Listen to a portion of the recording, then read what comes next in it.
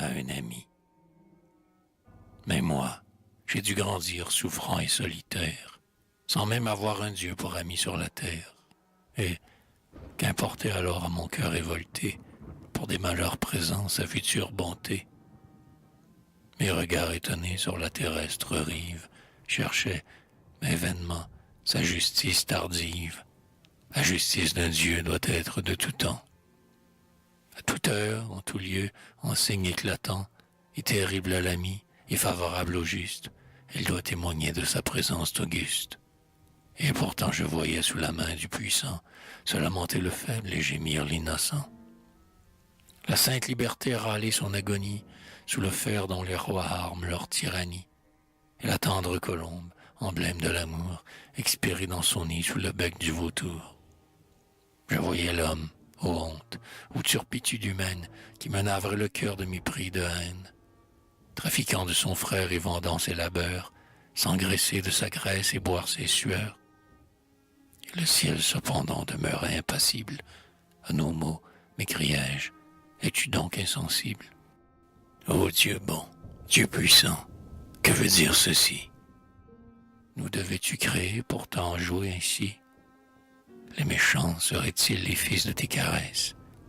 Et pour l'homme aurais-tu d'inégale tendresse?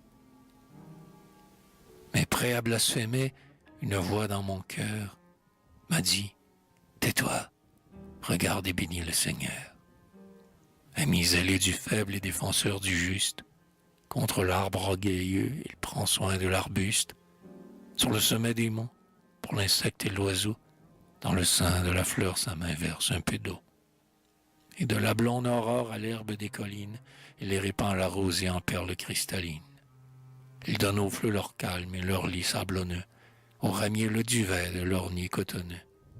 Et, déroulant des mers les lames vagabondes, au sable de leur bord le doux baiser des ondes, il dit à l'astre, éclaire, à la terre, produit, à l'arbre, donne aux pauvres et ton ombre et tes fruits, à l'aquilon calmé, que ton souffle caresse, de la rose d'un jour la flexible mollesse, à l'océan ému, dans l'azur de tes flots, de l'alcyon plaintif berce le doux repos, à l'onde qui gazouille et jaillit de sa source, pour l'insecte altéré coule ici dans la mousse.